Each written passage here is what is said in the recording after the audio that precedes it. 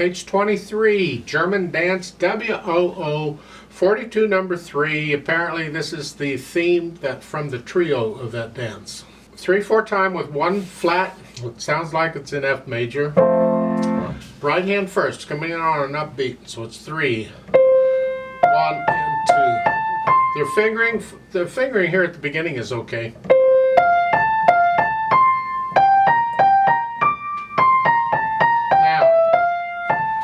You can use your fingering in the book, it's fine. I would like to make one suggestion here. In the last measure, the first line, instead of crossing over the thumb, we don't need to do that. So you can hear, just play the G with second finger, just bring the thumb here, and then bring the second finger down. So it's here. You don't need to cross over. And try that and see what you think, if you don't mind.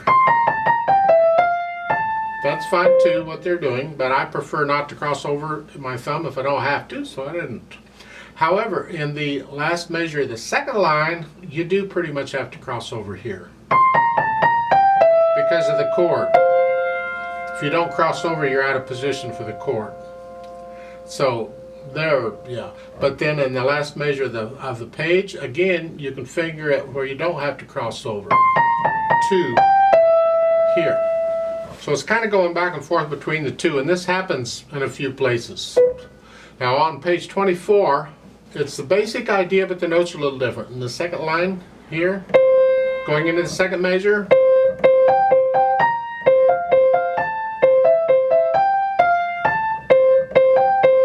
I'm doing the whole thing.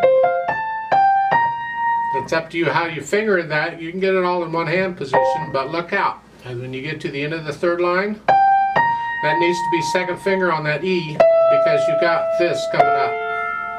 For the last line, that A, F, so you want to be in position for that.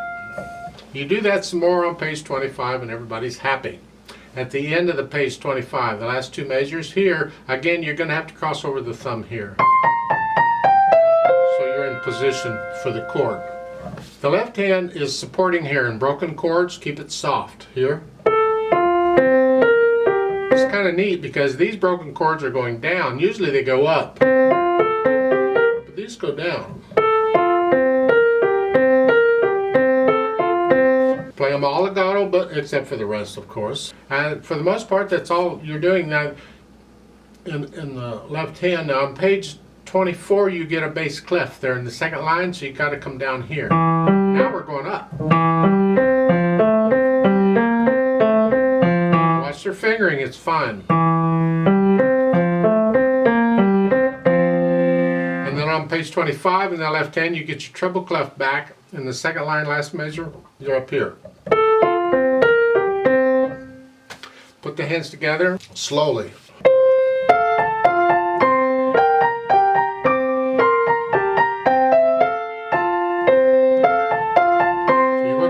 I'm going kind of fast. You can go really super slow just to make sure all the fingers are working well together, and there's no hesitations anywhere. If you have a hesitation, now you got to stop and practice that spot and get rid of that hesitation. You get over to page 24, at the end of the beginning of the second line, and you're here. Now remember, the left hand has bass clef. You got to go down. You move while you're here.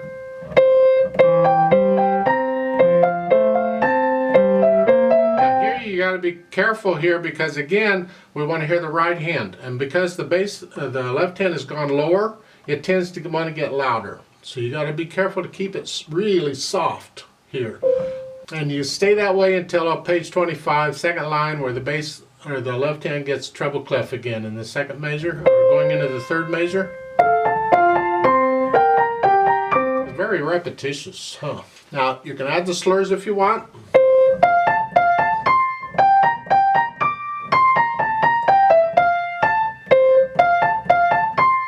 We have to be careful, especially with Beethoven and composers in that area, because a lot of times the arrangers or whoever would do these slurs, they would do it based on the strings.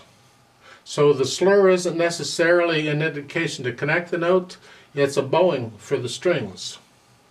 So we have to be careful on that. And I'm not familiar with this dance, so I don't know if he really wanted that separation in these slurs or not.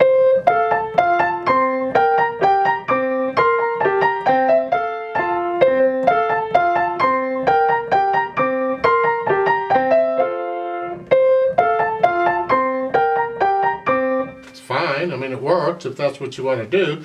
Keep the left hand legato all the way through. Then dynamics, it's moderately soft, that's the right hand. That means the left hand has to be really soft, very soft all throughout this whole thing. And you're not going to play the whole thing on this whole page at moderately soft. You can get out a little louder, you got to get to know the music, and then you get a little louder, a little softer in here. I tend to put a little crescendo on each of these measures to go up to here, go up to here.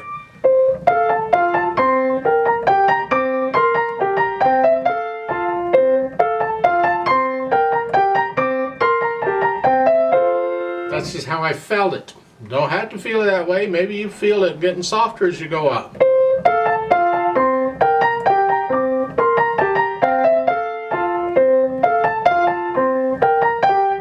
Put in a swell in each measure. Again, here.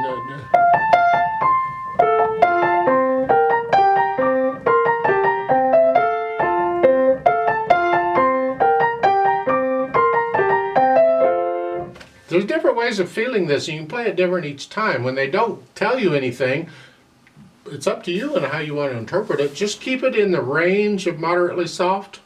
And whatever you do in the right-handed dynamics, keep the left hand very soft throughout the whole thing. We're just talking dynamics in the right hand here.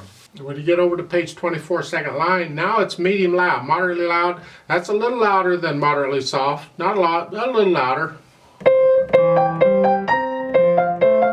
Keep the left hand very soft.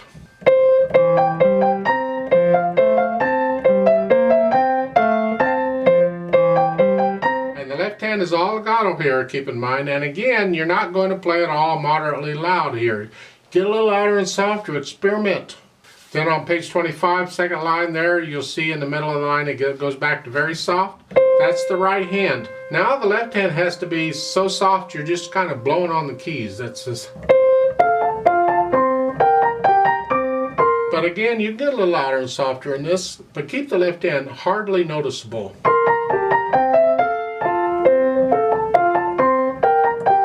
I don't really agree with a very soft there, but that's what they put in, so that's what you can start with. As far as how fast it goes, and moderately is somewhere in the middle. What do you feel moderately is?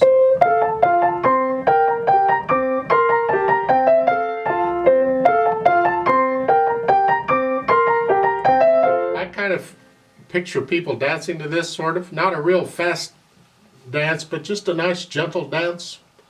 This is how I would do it. It's up to you on how fast you're going to go, or your teacher will tell you. It's a nice piece.